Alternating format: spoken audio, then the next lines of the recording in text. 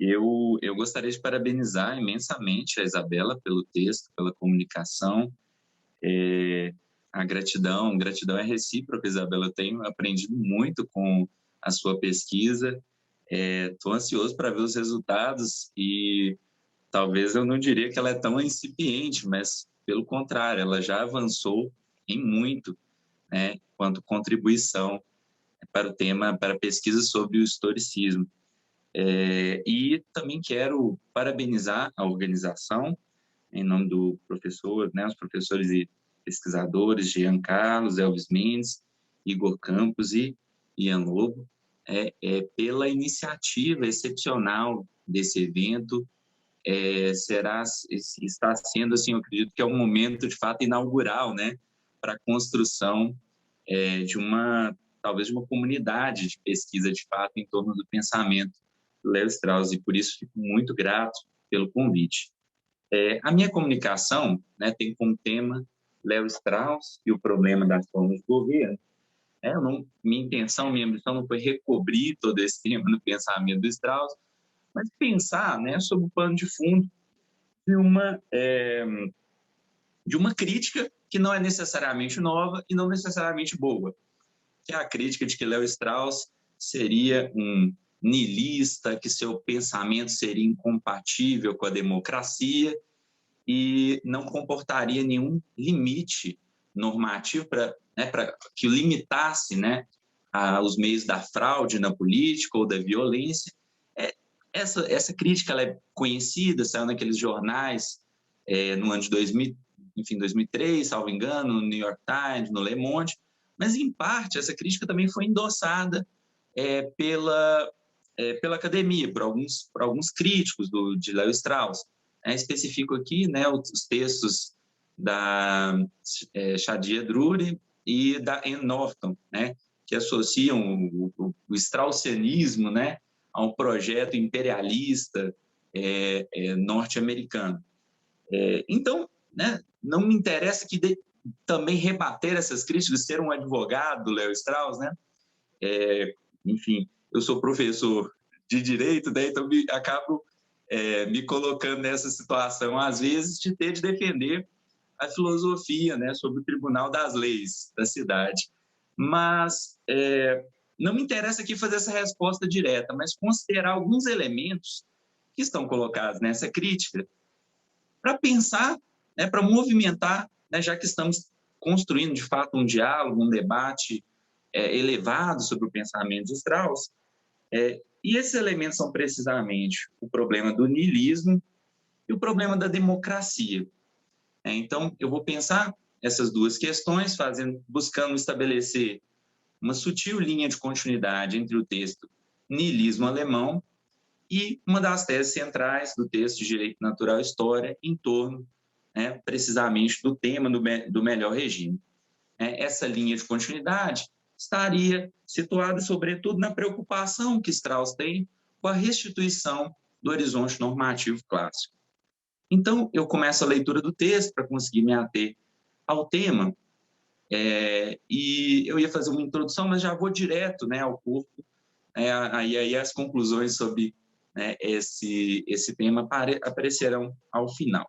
Então, a primeira parte da minha exposição, acerca do niilismo alemão, a segunda sobre direito natural e história. Então, começa a leitura. Antes da escrita de Direito Natural e História, ainda no período da Segunda Guerra Mundial, em 1941, Léo Strauss profere uma palestra na New School for Social Research de título O Niilismo Alemão. Nesse ensaio, registra-se uma poderosa análise sobre o contexto intelectual que permitiu a ascensão do nazismo. Strauss não aborda o fenômeno de forma transversal, como faz na obra sobre a tirania, objeto de exposição no primeiro dia do colóquio, inclusive, mas diretamente aqui no niilismo alemão. Em seu percurso, busca discernir os elementos próprios à modernidade dos elementos especificamente alemães que puderam propiciar a ascensão desse movimento nazista. Para tanto, adota a estratégia argumentativa de definir o niilismo, para, posteriormente, discernir o niilismo alemão do niilismo em geral. Isso ocorre pela seguinte constatação: o niilismo alemão é a radicalização do militarismo alemão, da sua reverência, em específico, à virtude guerreira. Strauss não identifica o niilismo alemão com o nacionalsocialismo, não é esse o caso. Esse último, embora tenha produzido mais efeitos, é sua formatação mais vulgar, o que implica na constatação que sua origem é anterior aos acontecimentos daqueles tempos. O niilismo alemão terminou por se converter na negação da civilização enquanto tal, sem ser acompanhado de qualquer concepção positiva a respeito do que deve substituí-la. Contudo, sua base é, de fato, mais restrita. Ele parte de uma recusa moral à sociedade moderna, em especial à democracia liberal. No sentido de explicar o objeto de recusa do niilismo, Strauss lança mão da diferenciação entre sociedade aberta e fechada, que retém de Bergson. A sociedade aberta, na perspectiva desses niilistas, seria inferior, porque excluiria o ideal de responsabilidade em prol da liberdade, sendo, portanto, incompatível com a vida moral. O que adviria dessa forma de vida, informada pelo utilitarismo e pelo liberalismo, seria para eles a degradação da humanidade. Strauss faz notar um paradoxo. Se, por um lado, os motivos não niilistas, que fundamentam o niilismo são baseados numa recusa à modernidade, o próprio niilismo acaba por ser originário daquilo que recusa. A recusa niilista é fruto, abro aspas aqui, da educação progressista, recebida naquele contexto. Mas não há um plano de ação para a recuperação de qualquer base valorativa que acompanhe essa negação. Strauss começa a sua fala nessa comunicação, né, nessa palestra, que depois é publicado como texto, não um texto desse título, associando o niilismo alemão à juventude. Mas, ao abordar o problema do sistema educacional alemão, termina por dissolver a relação necessária entre niilismo e juventude, e por associá-la ao modo de educação desses jovens. Essa educação progressista seria caracterizada precisamente pelo desapego da disciplina intelectual. As duas alternativas que se apresentaram para aqueles que aderiram a essa forma niilista de pensar foram a reação pura e simples ou a revolução. De fato, a segunda alternativa foi realizada. Sua consequência foi precisamente a Segunda Guerra Mundial. No fim das contas, os jovens niilistas, escreve Strauss, abraçaram os meios comunistas, revolução, ditadura do proletariado, mas substituíram o argumento racional pela decisão irracional. O niilismo, opondo-se ao comunismo, era totalmente contrário ao ideal de um mundo pacificado, onde o sacrifício real perderia valor. Desse modo, o que levou o niilismo alemão a negar não somente a modernidade, mas os princípios da civilização em si mesmos, foi a afinidade com o militarismo. A esse respeito, vale destacar uma citação de Strauss, precisamente nesse texto. A guerra é um negócio destrutivo. Estamos citando Strauss. A guerra é um negócio destrutivo. Caso a guerra seja considerada mais nobre que a paz, então a guerra, e não a paz, é considerado o fim.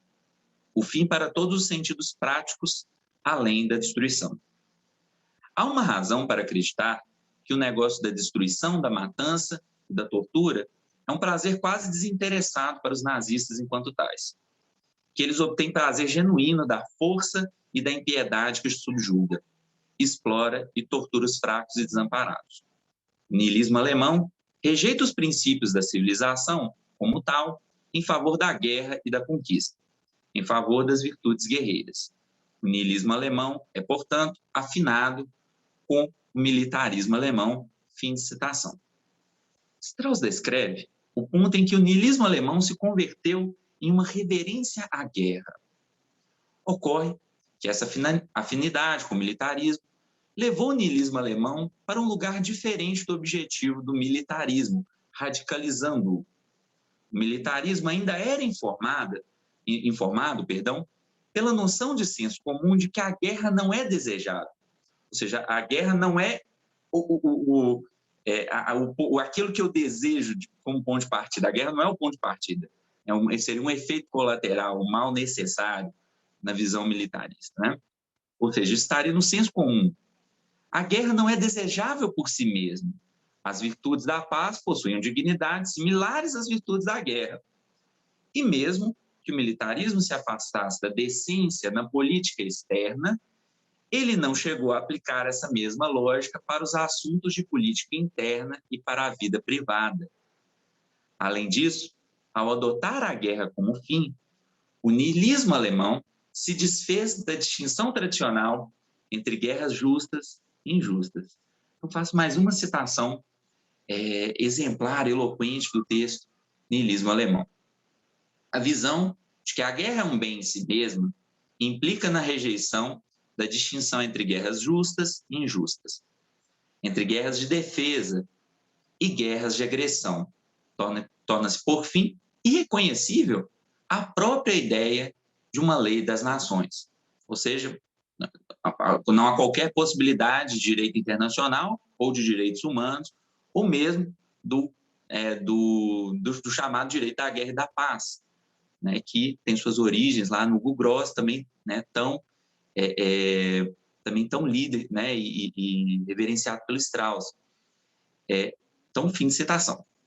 Que eu acabei fazendo um comentário, mas já tinha encerrado a citação.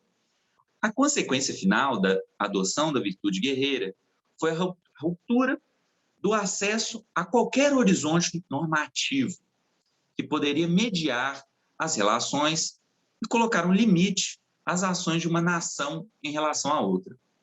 Strauss entende que esses niilistas abraçaram a virtude guerreira porque acreditavam não ter nada a perder. Possuía a visão de que o mundo estava corrompido, e essa era a única virtude restante que poderiam conduzi-los de volta ao estado original não corrompido. Ocorre que essa formatação mais vulgar do niilismo não seria totalmente autônoma em relação aos movimentos, né, ocorridos no interior da filosofia alemã. Então, aqui, Strauss começa a conectar o plano epistemológico com o plano político. Strauss termina seu ensaio abordando como o pensamento de Nietzsche seria caracterizado pela reação a uma síntese mal feita do ideal moderno, que, segundo Strauss, nesse texto, é inglês e francês, com essa síntese mal feita com o ideal pré-moderno. A consequência dessa síntese foi o positivismo, de modo que o estado empobrecido do pensamento teria levado a filosofia alemã a buscar, no pré-moderno, uma purificação do pensamento alemão. No caso de Nietzsche, essa busca o teria conduzido aos pré-socráticos.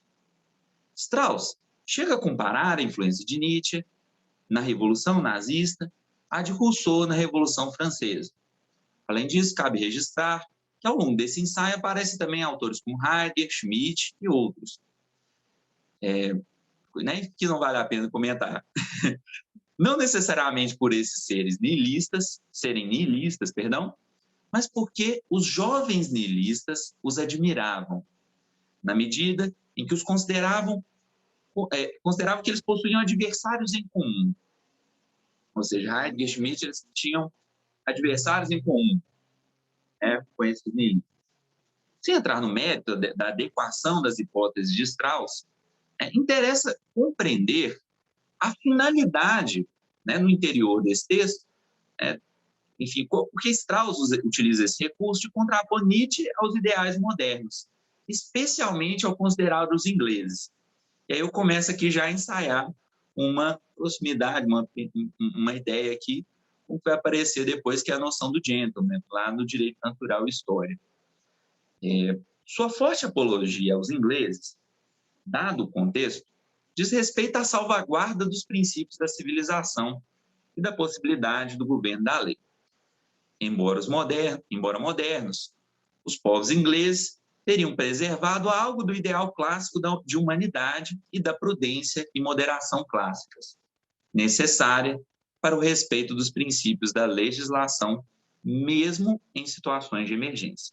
Ou seja, Strauss, nesse texto, está claramente preocupado com limites normativos e, junto com isso, da restituição, de entender como foi possível, né, a ascensão dessa formatação específica do niilismo. Assim, agora eu passo, né, para, enfim, faço essa ruptura, espero que não muito abrupta, do niilismo alemão para uma reflexão sobre um ponto do texto Direito Natural e História. Então, essa é a segunda parte.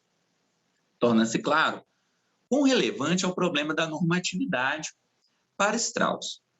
Quando se compara essa preocupação que já aparece em 1941 a respeito do restabelecimento da legalidade por meio da proteção dos princípios da civilização, com suas reflexões presentes em direito natural e histórico, mas que também encontram posteridade até as suas últimas reflexões registradas,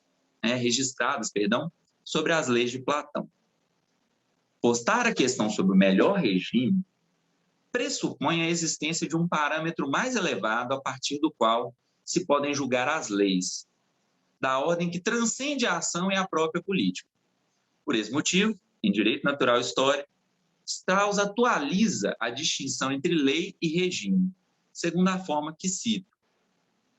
A Constituição americana não é o mesmo que o modo de vida americano. Politeia significa o modo de vida de uma sociedade e não sua Constituição. Ainda assim, não é um acidente que a insatisfatória tradução do termo como Constituição é geralmente preferível do que traduzi-lo como modo de vida de uma sociedade. Quando falamos de Constituição, pensamos em governos. Nós não necessariamente pensamos em governo quando falamos do modo de vida de uma comunidade. Quando falavam politeia, os clássicos pensavam o modo de vida de uma comunidade como algo essencialmente determinado, aqui as ênfases, por sua forma de governo. A diferença, aí fecha fim de citação. Fecho aqui a citação. A diferenciação entre a lei e o fenômeno do regime é recuperada a partir da explicação desse termo, politeia. Se a ideia do modo de vida parece estranha ao leitor moderno, traduzir esse termo por Constituição se mostra errôneo, apesar de denotar a ideia de governo. Politeia, o regime, designa, então, a forma de governo da qual emana a Constituição ou a lei daquela comunidade. Cada ordem política é orientada por uma concepção acerca dos seus princípios e os consideram universais. Fazer questões sobre as leis conduz à reflexão sobre qual politeia, qual regime que sustenta aquelas leis. A filosofia parte do dado, esclarecido pela observação da existência de uma variabilidade de regimes, para conduzir as questões sobre qual é o melhor regime. Ao fazer isso, desvela o fato de que as leis de uma comunidade não necessariamente se baseiam nos princípios universais. Essa coincidência ocorrerá apenas no chamado melhor regime. Assim, a pergunta sobre as leis assume um caráter radical. Coincide com o questionamento sobre a autoridade das leis mais antigas de uma sociedade. E aí vamos ver o que isso significa para uma democracia. É o ponto que eu quero chegar aqui ao final. Para promover qualquer aperfeiçoamento, mesmo os bastante razoáveis, deve ser temporariamente desvelado o caráter histórico das leis, o fato das leis serem uma imagem da verdade. A afirmação de que os princípios que baseiam a Constituição são universalmente válidos deve ser sustentada publicamente pelo legislador e pelo filósofo. Ocorre que o filósofo não será capaz de se identificar profundamente com tais princípios, na medida que possui a consciência da sua relatividade. Mas, pelo bem da cidade, deve ocultar esse conhecimento da grande maioria. A percepção dessa afirmação exotérica que com X no pensamento de Strauss pode ajudar a explorar o caminho sobre a compreensão das consequências da sua posição sobre o problema do regime. Certamente, o melhor regime se apresenta como bastante distinto dos regimes atuais. No sentido mais puro, seria uma aristocracia, onde o melhor governa. E desde que a medida do melhor prova-se ser a sabedoria, seria um regime onde o sábio governa, ou onde o governante é dirigido pelo sábio. Contudo, diante da impossibilidade de viabilizar um lugar para o sábio como sábio nas formas políticas atuais, surge no horizonte a possibilidade do melhor regime prático, o regime governado pelo gentleman, não pelo sábio. Cito uma passagem de Direito Natural e História que denota as características do gentleman e do seu papel. Abre aspas, então. A administração da lei deve ser confiada a um tipo de homem que tenha a maior probabilidade de administrá-la equitativamente. E desta, no espírito do legislador sábio, ou para completar a lei de acordo com os requerimentos das circunstâncias que o legislador não poderia prever. Os clássicos entendiam que esse tipo de homem era o gentleman. O gentleman não é idêntico ao homem sábio. Ele é um reflexo político ou uma imitação do homem sábio. Fim de citação. O gentleman incorpora a moderação do sábio, contudo, por não ser ele próprio sábio, não pode dispensar o conhecimento do último sobre a natureza das coisas humanas. Portanto, a saúde desse regime depende da viabilização de um lugar para a busca do conhecimento. Esse regime seria uma forma, aí avança um pouquinho a hipótese, de regime misto, uma forma mista de regime, onde o elemento aristocrático ocupa uma posição intermediária ou central. Faz a mediação, inclusive. As leituras de Strauss sobre o regime conduziram, então, faço aqui referência, não, essa hipótese não é minha, mas agora da pesquisa da Cláudia Hilbe, na obra A Arte de Escrever e a Filosofia, sua obra sobre Strauss, e aqui acompanharei, vou acompanhar a sua hipótese. Então, as leituras sobre o regime conduziram Cláudia Hilbe, em sua obra A Arte de Escrever e Filosofia, ao questionamento sobre os motivos do autor não ter se mostrado um opositor radical da democracia moderna.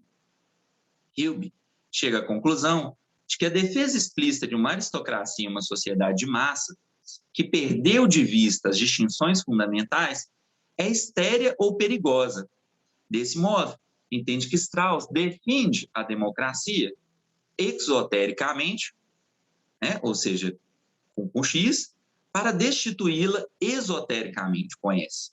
Além disso, sugere que Strauss possa ter buscado repetir o gesto de Maimônides de manter aquilo da crença, da moralidade pública, que favorece a filosofia, e neutralizar aquilo na filosofia que é danoso à democracia, é danoso para a saúde da comunidade civil, que é, por sua vez, essa comunidade civil, condição para a vida do filósofo. Se a democracia liberal, por um lado, incute nos jovens o conformismo que dificulta o despertar para a filosofia, por outro, sua permissividade não persegue os empreendimentos pedagógicos dos filósofos. Para viabilizar o modo de vida do filósofo, o filósofo necessariamente se verá na posição de efetuar uma justificação legal da filosofia, uma política filosófica. Acredito que no texto O que é Educação Liberal, de Strauss, o caráter dessa política filosófica seja esclarecido. Uma vez que a fundação real de uma aristocracia seria subvertida fácil e perigosamente sob as condições de uma sociedade de massa, como a que vivemos, e de acordo com o ensinamento clássico, os homens não controlam as situações às quais são submetidos pela fortuna, pela sorte, o objetivo de fundar uma aristocracia dentro da democracia, ou seja, segundo as condições que estão disponíveis nesse regime e as que estão disponíveis, na verdade, em qualquer regime, se apresenta como a melhor combinação entre a coragem e a moderação. Então, faço uma citação, uma breve citação de o que é a educação liberal. A educação liberal é a contraposição da cultura de massa aos efeitos corrosivos da cultura de massa, sua tendência inerente de produzir nada mais que, né, eu não peguei aqui a referência do Strauss, né, mas ele coloca entre aspas, especialistas sem espírito ou visão e voluptuários sem coração. A educação liberal é a escada pela qual tentamos ascender da democracia de massas para o que a democracia originalmente significou. Aí faço o destaque, o que a democracia originalmente significou. A educação liberal é o esforço de fundar uma aristocracia dentro de uma sociedade de massas. A educação liberal relembra aos membros de uma democracia de massas que tem ouvidos para ouvir a grandeza humana. Então, Strauss se apresenta como um crítico da cultura de massas, sem se apresentar como um inimigo da democracia, tampouco da democracia que o abrigou, né? Então, temos que pensar que a condição, né, existencial de Strauss, inclusive. Ele não poderia atacar abertamente aquilo que é mais sagrado para a democracia, sob as condições de uma sociedade de massa, que é a própria crença na democracia. Além disso, Strauss sofreu as consequências de uma tirania que, como descreve ele próprio, tinha ao seu dispor as ferramentas da tecnologia e da ideologia, que pressupõe uma conformação não conhecida pelos clássicos, efetuadas pela ciência moderna. Desse modo, é possível inquirir o que Strauss tem em vista quando propõe uma via para a elevação gradual da democracia atual, tomando como objetivo a ascensão para aquilo que a democracia, entre aspas, originalmente significou. Então, ele quer voltar para a democracia grega, especificamente? O que ele está querendo dizer nessa volta às origens, né, à origem? O que afirma ser o significado original da democracia faz mais sentido à luz da reflexão dos filósofos políticos sobre o melhor regime do que da forma efetiva da democracia ateniense clássica. Ele tem em vista um retorno à filosofia política socrática. Além disso, odiernamente, sob as condições da representação na sociedade de massa, elites, entre aspas, necessariamente ascenderão ao poder. Contudo, por desconhecer a existência de distinções e hierarquias fundamentais entre o sábio e o vulgar, por exemplo, a cultura de massas rebaixa o parâmetro de julgamento. Isso leva ao encobrimento ideológico dos valores ou interesses representados por essas supostas elites e do fato de que nem todos podem acessar a melhor educação. E que essa educação não seria educação popular, mas seria uma educação filosófica. Seria necessário, pelo bem dessa sociedade, pelo bem da filosofia, a existência de uma classe de pessoas bem educadas, moderadas e prudentes, dispostas a proteger o bem público, a justiça e o conhecimento. Assim, a solução para a gradual elevação do regime passa pela conformação dessa classe no centro de uma sociedade de massas. Para tanto, a filosofia deve restituir a tese de que a vida contemplativa é o melhor modo de vida. A respeito desse ponto, encontramos também a sugestão interpretativa de Cláudia Rigo, de que essa afirmação consiste na mais nobre mentira da filosofia. Da mesma forma que as respostas definitivas sobre as questões da justiça não estão disponíveis, há um conhecimento sobre aquilo que é geralmente aceito, não há um conhecimento, mas não há um conhecimento universal. Não seria possível demonstrar teoricamente a superioridade do modo de vida filosófico. Ou seja, teoricamente não seria a tese de que a vida contemplativa é o melhor modo de vida não pode ser provada, se eu puder dizer assim. Ela não seria acessível ao filósofo ou ao aspirante a filósofo como conhecimento, ou seja, ela não é acessível como teoria, mas apenas no domínio da experiência erótica, como prática filosófica. Isso aparece no final de Perseguição é a Arte de Escrever, enquanto resposta para a questão da necessidade da prática exotérica em uma sociedade liberal. Cito Strauss, né? Essa é a última citação que faço. No Banquete de Platão, Alcibiades, aquele filho sincero da Franca Atenas, compara Sócrates e seus discursos com certas esculturas que são muito feias do lado de fora, mas que no interior têm imagens mais belas das coisas divinas. As obras dos grandes escritores do passado são muito belas mesmo de fora. No entanto, essa beleza visível é pura fealdade em comparação com a beleza daqueles tesouros escondidos, que só se revelam depois de um trabalho muito longo, nunca fácil, mas sempre agradável. Fim de citação. A imagem de Sócrates é metáfora para a própria obra filosófica. Sua beleza se mantém oculta e só pode ser revelada na vivência.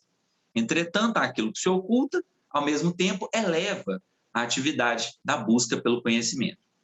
A busca corajosa pelo conhecimento deve ser temperada pela moderação, para que o filósofo não se perca nas nuvens e termine por ceder aos charmes da contemplação, tornando-se não sábio, mas vulgar e irresponsável. A tarefa do filósofo poderia ser dita sisypheana, que, pegando o gancho com uma citação do Strauss, por consistir na busca da verdade que nunca conseguirá possuir. Esse conhecimento, de fato, deve prevenir o filósofo de abraçar uma visão abrangente de mundo, uma ideologia ou uma cosmologia. Vista da superfície, ela seria exatamente como as estátuas gregas a que se refere Alcibiades no banquete. Entretanto, vivida como prática filosófica, essa busca se torna prazerosa e edificante. O eros que eleva tal atividade provém da abertura para o todo na alma humana, a única parte do todo que se abre para o todo. E aí, finalizo dizendo que o prazer que Strauss identifica unir àqueles que amam a filosofia, experienciada no modo de vida contemplativo e na amizade filosófica, sustenta tal atividade, mais do que a demonstração prática de que esse modo de vida é superior ao modo de vida do cidadão. Contudo, se no melhor regime puro, melhor regime teórico, a conciliação entre a filosofia e a política não se coloca como questão, no melhor regime prático ela é demandada pela cidade. Ao chegar à conclusão de que esse acordo sempre frágil e provisório é condição da vida política, Strauss termina por afirmar ser esse acordo com a natureza que, no melhor regime prático, a filosofia, o maior, deva ser de acordo com a natureza, que, no melhor regime prático, a filosofia, o maior, deva se colocar ao serviço do menor. Deve-se lembrar que, se o filósofo se destaca dos muitos, foi a educação provida pela cidade que possibilitou o filósofo se tornar filósofo. Então, ele retorna para a caverna e participa da política e da educação na cidade por gratidão. Os filósofos devem sua educação à polis, portanto, devem um serviço à polis, uma compensação. Assim finalizo a minha exposição, agradecendo a atenção de todos.